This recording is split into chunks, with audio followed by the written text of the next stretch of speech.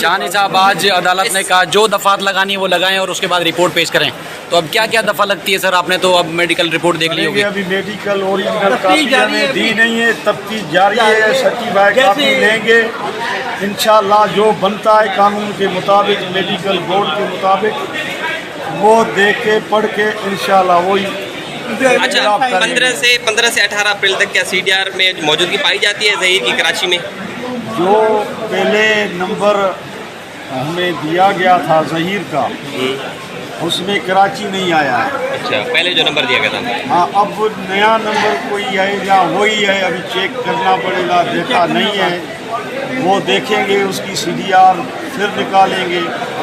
لیکن جو پریویس ہم سے پہلے آئی او نے، میں 3rd آئی او ہوں، تو اس کے مطابق وہ کراچی میں نہیں ہے. اچھا، اب جب عمر میں وہ ہم دیکھیں رپورٹ کیوں کاپی جب لیں گے پڑھیں گے بھائی، اس کے بعد ہم سر عدالت نے اب آرڈر کیا ہے، مطلب کیا کرنا ہے آپ نے؟ یہی کیا کہ فردر انویسٹیگیشن جاری رکھو، اور 20 تاریخ کی ڈیٹ ہے، اسی درمیان ہم کمپلیٹ کر کے انشاءاللہ سپلیمنٹری چالان جمع کرائیں گے نئی دفعات کے ساتھ جو دفعات لگیں گے. دفعات بنے دیکھیں، وہ ابھی بورڈ کا جو رزلٹ آیا ہے اس کے مطابق لگیں گے. ٹھیک ہے sir, thank you sir, thank you. آپ نے ایک سوال پوچھا جی کہ میرے لیے جس طریقے سے اس میں کریکٹر اسیسینیشن کی گئی اور دیگر قسم کے الزامات لگائے گئے، تو میں بڑا اس چیز کے اوپر حیران ہوتا ہوں کہ میں اس کیس میں وکٹم تھا. میری بیٹی کے ساتھ یہ انسیڈنٹ پیش آیا تھا، لیکن حیران کن چیز یہ کہ بجائے اس کے کہ میرے ساتھ ایک، بلکہ میں تو شکر ادا کروں گا کہ 99% پاکستان کی عوام جو ہے وہ میرے ساتھ کھڑی تھی.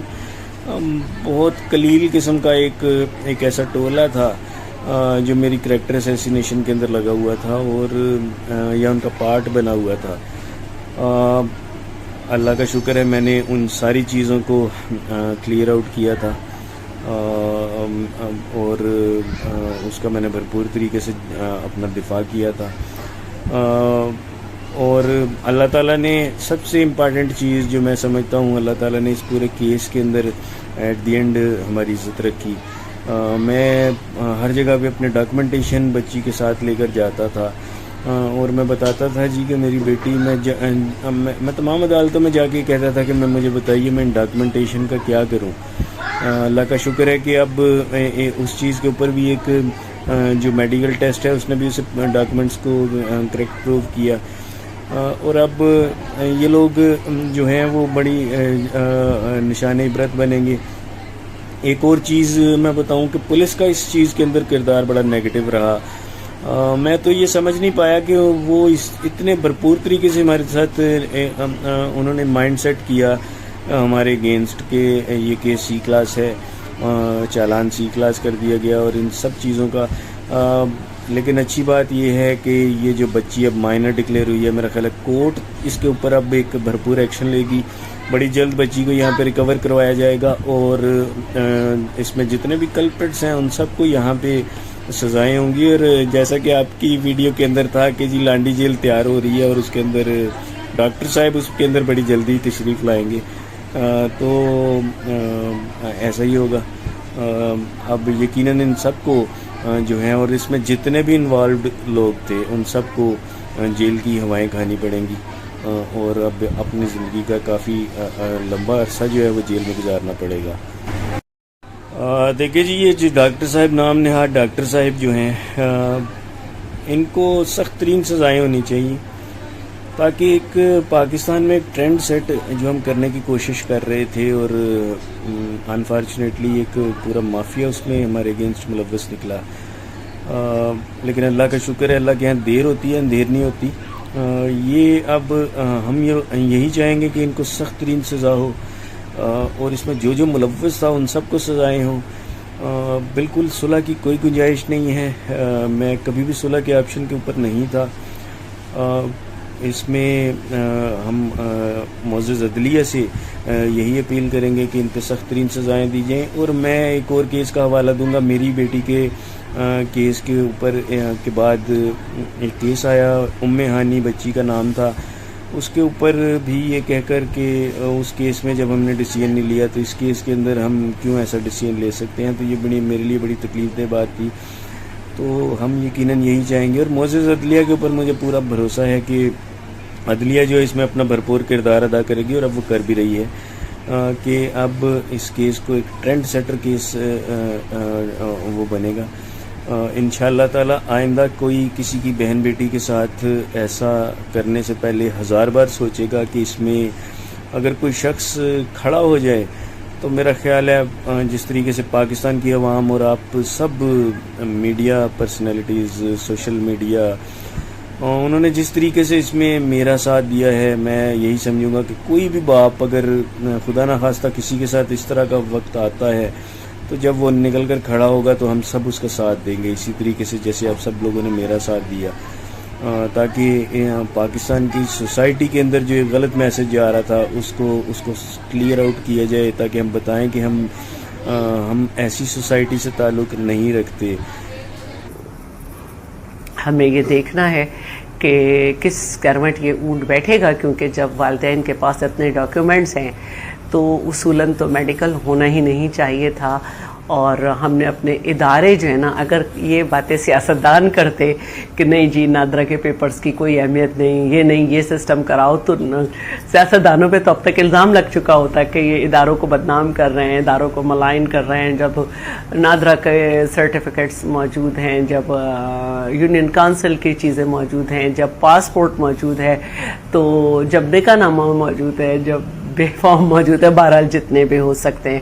تو سیاستدان اگر کسی یہ کرتے تو پھر بڑا ہی شور مچ جاتا کہ یہ سب کیا ہو رہا ہے. لیکن اب کیونکہ معاملات جو ہیں وہ بہت ہی گمبھیر ہو چکے ہیں, اور جب میں نے دیکھا کہ بہت حساس نوعیت کے ہو گئے اور اب ہائی کورٹ کے علاوہ سپریم کورٹ پہ جانا پڑے گا, اور تو میرے الطاف کھوسو جو ہیں, جو میرے لائر ہیں ہمارے ساتھ جو NGO کام کرتی ہے, پلس اس کے جو لائر ہیں, تو ان کے پاس سپریم کورٹ کا لائسنس نہیں تھا. تو پھر میں نے بات کی جبران ناصر صاحب سے, جس دن ہم آج چینل پہ تھے, صبح میں ہم نے سدرا کا پروگرام کیا تھا اس کے بعد, اور پھر ان کے والدین کا ٹائم کروا کے پھر ہمارا ایک طریقہ کار ہوتا ہے, ہم اپنی ڈاکومنٹیشن پوری رکھتے ہیں کہ ہم نے ایک ڈیکلریشن جو ہے وہ سائن کرائی کہ جی ہم آپ کو جو ہے وہاں بھیج رہے ہیں, اور پھر ان کو وہاں بھیجا. اور اللہ کا شکر ہے کہ اب آگے بڑھا اور آ رہے ہیں. کچھ لوگ یہ کہتے ہیں کہ یہ آپ کو ڈیسائیڈ کرنا ہے, کچھ لوگ یہ کہتے ہیں کہ میں نے بہت جذبات سے اس کو لڑا ہے اور مجھے ایسے نہیں لڑنا چاہیے. لیکن میں تو انسان ہوں نا, اور میں نے یہ پہلے دن کہا تھا کہ ایک منسٹر جو ہوتی ہے وہ ماں بھی ہوتی ہے, اور میں پورے اپنے صوبے کے جو بچے ہیں اور پاکستان کے بھی جو بچے ہیں, جو میرے بچے ہو سکتے ہیں, جو میرے بچوں کی عمر کے ہو سکتے ہیں, تو یہ وہ میرے بچے ہیں اور مجھے ان کی اسی طرح فکر کرنی ہے جیسے والدین نے کرنی ہے. ٹھیک ہے میں ان کی ماں نہیں ہوں, لیکن ہمارے پاس ان کی حفاظت کا ذمہ ہے. ہمیں ایسے قوانین دیکھنے ہیں, ہمیں ایسے کام کرنے ہیں کہ ہمارے بچے جو ہیں وہ محفوظ رہ سکیں. تو مجھ پہ الزام لگایا گیا کہ میں نے بہت جذباتی ہو کے یہ بات کی ہے. میں نہیں سمجھتی کہ میں نے جذباتی ہو کے بات کی ہے. میں یہ سمجھتی ہوں کہ آج معاشرے میں جو ہے میں نے جو آواز اٹھائی, میں نے جو طریقہ اپنایا, آج معاشرے میں یہ شعور ہے کہ لوگ دعا زہرا کے والدین کے ساتھ کھڑے ہیں اور اس طریقے کو غلط سمجھ رہے ہیں کہ بچیاں اس طرح سے قدم اٹھا لیں, اور پھر اس کے بعد جو ہے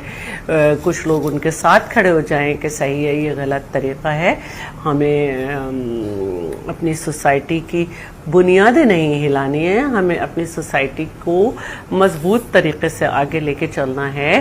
ہمیں کیا پتا کہ ہماری بچیوں نے جن کے ساتھ فیصلہ کیا ہے کل وہ کس طرح کے لوگ ثابت ہوں, کس جگہ پہ ہماری بچیوں کے ساتھ سلوک کریں, کہاں آگے کچھ ان کے ساتھ کرتے کھلا سکتے ہیں یا نہیں. کیونکہ جب ہم مذہب کی بات کرتے ہیں اور مذہب کے دائرے میں بھی چلتے ہیں تو اس میں بھی شوہر کے اوپر ذمہ داریاں ہیں کہ وہ کھلانا اور رہائش اور یہ سب، تو یہ ساری چیزیں دیکھنی ہے. پھر بہت ساری باتیں آ جاتی ہیں کیونکہ میں بہت زیادہ ریلیجن کو وہ نہیں کرتی ہوں کہ میں کوئی غلطی نہ کر دوں، لیکن بہرحال اب تو یہ بات بہت زیادہ کہی جا رہی ہے کہ 18 سال سے چھوٹی عمر کی بچیوں کی ولی کے بغیر شادی نہیں ہو سکتی. اور پھر شادی جو ہے وہ اس میں پرسنل لاء کو بھی دیکھا جاتا ہے، جو کہ آپ نے دیکھا کہ وقتاً فوقتاً جبران جو ہیں وہ اس پہ انٹرویو بھی دے رہے ہیں.